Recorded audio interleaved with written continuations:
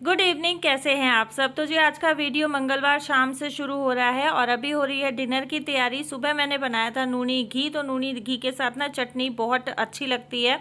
तो यहाँ मैं बना रही हूँ प्याज टमाटर और धनिया की चटनी। धनिया मैंने भिगो दिया है, एक प्याज लिया है, 3 टमाटर लिए हैं और 4 मैंने लिए हरी मिर्च। इसमें डालूंगी 3-4 कली लहसन की। और ये लहसन ना वही है जो लहसन पीलिंग की वीडियो मैंने आप लोगों के साथ शेयर की थी और तब मैंने छील के रखा था। आप देखें बिल्कुल फ्रेश लहसन है, कम से कम भी 1.5 महीना हो गया है इस लहसन को छील के रखे हुए। तो धनिया मैंने अच्छे से धो लिया है।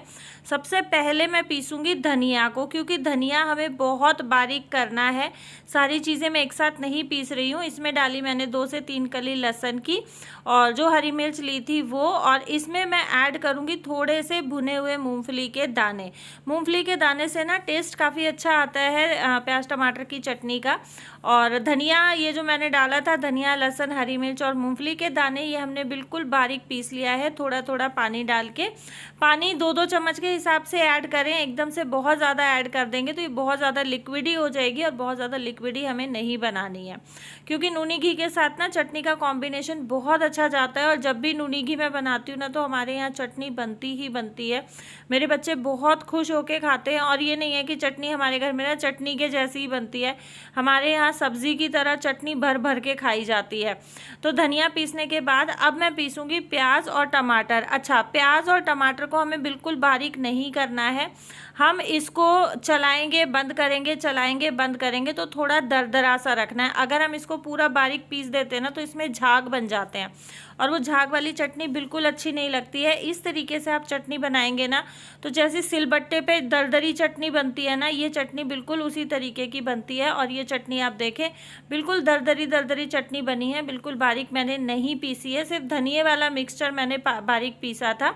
और इसमें नमक ऐड कर दिया है और अभी लगा लेते हैं थाली। और मुझे संग्राम सिंह जी का एक कमेंट आया था कि आप रोटियां कच्ची सेकते हैं, तो आप देखें मेरी रोटी बिल्कुल भी कच्ची नहीं है। ये हो सकता है कि कई बार कैमरे का लाइट का रिफ्लेक्शन आ जाता है कैमरे में, उसकी वजह से आपको लगता हो। कई बार ये होता है कि सब्जी का कलर चेंज हो जाता है, लाल लाल, ये देखें आप एकदम से लाल शेड आने लग जाती है, तो ये ना लाइट का रिफ्लेक्शन होता है जिसके कारण कलर आपको चेंज दिखाई देता है। तो हो सकता है कि कभी रोटी कच्ची दिखाई दे गई होगी।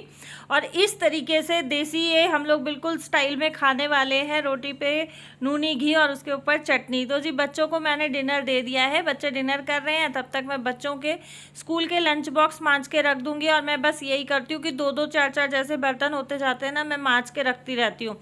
और जब ये टोकरी भर जाती है तो फिर मैं सारे बर्तन एक साथ लगा देती हूँ, फिर से मैं 2-2 बर्तन मांजना शुरू कर देती हूँ।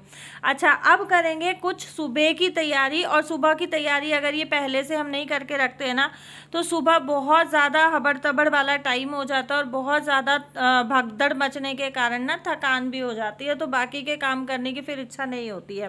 तो इसलिए मैं क्या करती हूँ, सुबह की कुछ एक थोड़ी सी तैयारियाँ शाम को ही मैं करके रखती हूँ। जैसे मेरे को अगर सुबह भिंडी बनानी है तो मैं रात को भिंडी धो के रख दूँगी, क्योंकि भिंडी धो के ना सूखने में टाइम लगता है। और कई बार हम क्या करते हैं, भिंडी धुली साथ साथ कपड़े से पोंछी और बना दिया, तो उसमें भी थोड़ी राल सी इसमें रह जाती हैं। लेकिन अगर आप इस तरीके से शाम में ही इनको धुल के रख दोगे ना, सुबह तक इनका मॉइस्चर बिल्कुल अच्छे से ख़त्म हो जाता है और सब्ज़ी जो है खिली खिली बहुत अच्छी बनती है, भिंडी की ज़रा सी भी राल नहीं निकलती है। और मैं भिंडी को हमेशा धुलती हूँ 3 से 4 पानी में। जब हम पहली बार धुलते हैं ना तो पानी बहुत गाढ़ा गाढ़ा सा मिट्टी मिट्टी जैसा होता है, लेकिन जैसे हम इसको बार बार धुलते हैं ना तो आप देखें अभी पानी कितना साफ़ हो गया। तो जब तक पानी बिल्कुल ट्रांसपेरेंट नहीं होता है ना, मैं भिंडी धुलती रहती हूँ, क्योंकि इसमें तेल लगाते हैं सब्ज़ी वाले, फिर उस पर धूल मिट्टी चिपकती रहती है। और ग्रीन वेजिटेबल कोई भी हो, सब्ज़ी वाले ना ऑयलिंग ज़रूर करते हैं उसका कलर को एनहेंस करने के लिए। तो जी अभी हो गया है मॉर्निंग का टाइम और टाइम है 4:45 बजे का, और मैं यहाँ बैठ गई हूँ भिंडी काटने के लिए, नाश्ते और लंच की तैयारी करने के लिए। और मेरे हस्बैंड को आज जाना था किसी केस पे बाहर, तो वो ऑलरेडी ऑफिस के लिए निकल चुके हैं।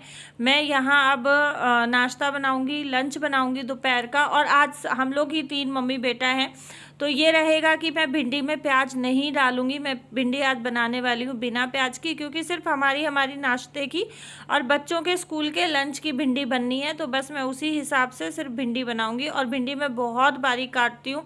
अच्छा, सब्जी काटने का भी बहुत फ़र्क पड़ता है। आप बारीक काटेंगे उसमें अलग टेस्ट आएगा, मोटी मोटी काटेंगे उसमें अलग टेस्ट आएगा, लंबी काट के बनाएंगे उसमें अलग टेस्ट आएगा। तीनों तरह से काट के बनाने में ना टेस्ट में फ़र्क रहता है। आप कभी ऑब्जर्व करके देखना इस बात को। तो जी यहाँ तेल गरम हुआ, मैंने हींग जीरा डाल दिया, हल्दी डाल दी थोड़ी सी, क्योंकि मैं टमाटर नहीं डाल रही हूँ तो तेल में ही मैंने हल्दी पका ली है। लहसुन डाला, लहसुन को हल्का सा भून लिया और इसमें मैंने डाल दी है जो भिंडी काट के रखी थी। अब आप देखें, ये ना 5 मिनट वाली क्विक रेसिपी है भिंडी की, बहुत जल्दी, और ये एग्जैक्ट 5 मिनट में ही बन के रेडी हो जाती है। अब आप यहाँ देखें, लाइट का रिफ्लेक्शन एकदम से चेंज हो गया, ये फिर से हरी हो गई, बीच में पीली हो गई, अब देखें फिर से पीली हो गई।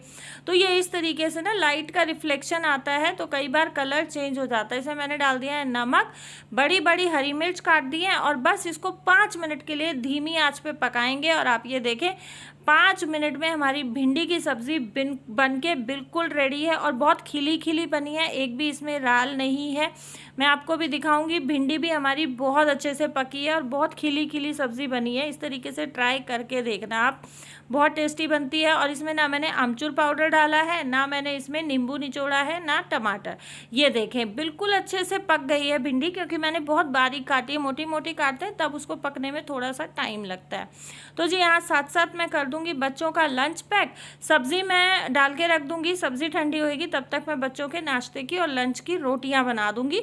तो ये है कि सब्ज़ी की जो भाप है ना वो निकल जाएगी, उसके बाद लंच पैक करेंगे। और लंच पैक करने के बाद अब मैं जा रही हूँ बच्चों को स्कूल में ड्रॉप करने के लिए। और आज हमें 20 मिनट जाम में लगे, जहाँ मुझे बच्चों को छोड़ के वापस आने में टोटल 20 मिनट लगते हैं ना, आज 40 मिनट में मैं बच्चों को छोड़ के वापस घर आई हूँ, क्योंकि 20 मिनट हम लोग जाम में ही फंसे रह गए। तो जी अभी टाइम हो गया है लगभग 11 साढ़े 11 बजे का। घर का काम मेरा सारा हो गया है, नहाना धोना हो गया है, और ये कपड़े मैंने सुबह धुल के सुखाए थे, कपड़े भी मेरे सूख गए हैं, तो अभी मैं उतार ले रही हूँ कपड़े। और यही रहता है कि मैं बहुत ज़्यादा टाइम तक ना कपड़े बाहर छोड़, क्योंकि हमारे यहाँ से ना ट्रैफिक चलता मेन रोड है और बहुत ज़्यादा धूल मिट्टी धुआं सब उड़ता है, तो ये कपड़ों पे ना जम जाता है अननेसेसरी। सूखने के बाद भी अगर कपड़े बाहर रह जाते हैं तो बोल रहे थे कि दीदी आपने पिजन नेट क्यों लगवा दिया, यहाँ से बहुत अच्छा व्यू दिखता था, आप पिजन नेट से व्यू नहीं दिखेगा। तो वो बात आपकी ठीक है कि थोड़ी सी दिक्कत होगी यहाँ से व्यू दिखने में, और हमारी भी काफ़ी हद तक हवा रुक गई है। पर पिजन नेट लगवाने का एक सॉलिड रीज़न था, मैंने आप लोगों के साथ कई बार शेयर किया है। मेरी बालकनी से ना नीचे कपड़े गिर जाते थे, फर्स्ट फ्लोर वाली की बालकनी में, तो वो उठा के कपड़े बाहर नीचे फेंक देती है रोड पे, और वहाँ से फिर स्वीपर उठा ले जाते हैं, पता भी नहीं चलता है। हमारे ना बहुत सारे कपड़े गुम हो रखे हैं, बहुत सारे। मेरे तो ये है कि मेरे पास गिने चुने कपड़े हैं तो पता रहता है कौन सा है कौन सा नहीं है, लेकिन बच्चों के पापा के और बच्चों के बहुत सारे कपड़े हो जाते हैं। और देखें बड़ों का निभ जाता है, लेकिन बच्चों के कपड़े इधर उधर गिरना अच्छा नहीं होता है, और ये अच्छा नहीं माना जाता। तो मैंने इस बालकनी में भी जाल लगवा दिया, क्योंकि ना इस तरीके से देखो, जैसे अब चुन्नी गिर गई हवा से तो ये नीचे गिर जाते थे। अब हवा से अगर कोई कपड़ा उड़ के गिरेगा भी तो वो जाल में ही गिर के रह जाएगा। और मैंने ना यहाँ इसमें जो ये वॉशर लगा के और स्क्रू लगाए हुए हैं, ये थोड़ी थोड़ी जगह पे लगवा दिए हैं ताकि कपड़ा जाल में से नीचे ना गिरे और जाल में ही अटक के रह जाए। मेन रीज़न पिजन नेट लगवाने का। अच्छा, किसी ने पूछा था कि कितने का लगा है, तो ये 10 रुपये फुट लगा है। 250 फुट की बालकनी थी तो 2500 का टोटल पड़ा है। और मेरा पूरा घर जो है ना बड़ी वाली बालकनी को छोड़ के कवर हो गया। किचन वाली में मैंने पिजन नेट और चिक दोनों लगवा रखी है, इसमें भी दोनों लग गई है। और मेन गेट के बाहर भी मैंने चिक लगवा रखी, जहाँ से धूल मिट्टी आती थी। तो अब लगभग मेरा पूरा घर दब गया है, तो मेरे घर में इतनी धूल मिट्टी नहीं आती। आप देखो, ये टेबल की कल डस्टिंग हुई थी और इस पे धूल ज़रा सी भी नहीं है। तो ये है कि एक आध दिन डस्टिंग नहीं भी होती है ना तो काम चल जाता है। अच्छा, कल किसी एक का और कमेंट आया था कि आप नमक के डब्बे में स्टील की चम्मच ना रखा करो। तो जी ऐसा ही ना कहने की बात होती है कि नमक के डब्बे में स्टील की चम्मच नहीं रखनी चाहिए। ये जो स्टील की मसाले वाली चम्मच है, ये मेरे नमक के डब्बे में पिछले लगभग 13-14 साल से है, क्योंकि ये मेरी जो शादी वाली मसालादानी है उसकी चम्मच है और इसका अभी तक कुछ भी नहीं बिगड़ा है। जो हल्का स्टील होता है ना वो स्टील काला पड़ जाता है, वो स्टील खराब हो जाता है, लेकिन जो अच्छी क्वालिटी का स्टील होता है उसका कुछ भी नहीं बिगड़ता है।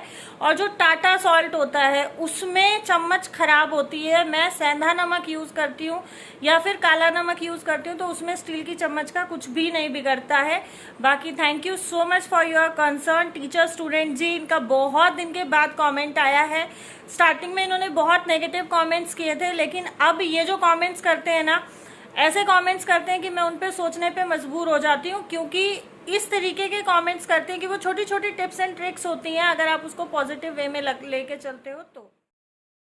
अच्छा, कल समीना जी ने पूछा था कि दीदी आपका नाम क्या है। बहुत सारे लोगों को मेरा नाम पता है, बहुत सारे लोग मुझे खुशी के नाम से बुलाते हैं। तो जी, खुशी मेरी बेटी का नाम है, मेरा नाम मीनू है। और जो कपड़े मैंने उतारे थे वो सारे मैंने अंदर रख दिए हैं। कपड़े रखने के बाद यहाँ मैं आ गई हूँ सब्जियाँ धुलने के लिए, और साथ साथ बन रहा है खाना। खाने में बनाया है मैंने पुलाव, और मटर मेरी ख़त्म हो रखी है। पहले मुझे ये था कि मटर पुलाव बनाना है, बट मटर ख़त्म हो रखी है, तो मैंने नॉर्मल सिंपल पुलाव बनाया है। और बच्चों को मैं स्कूल से ले आई हूँ। बच्चों को स्कूल से लेके आते टाइम ही मैं सब्जियाँ लेके आई थी, क्योंकि सब्जियाँ मेरी बिल्कुल ख़त्म हो रखी है। और एक कमेंट आया था फ्रोज़न मटर की रेसिपी के लिए, तो मटर मुझे फ्रेश मटर मिली नहीं थी, तो वो अच्छी नहीं थी। जैसे थोथी मटर आती है ना, उस तरीके की थी, तो उनसे फ्रोज़न मटर बनाने का फ़ायदा नहीं है, वो कुछ टाइम के बाद ख़राब हो जाती हैं।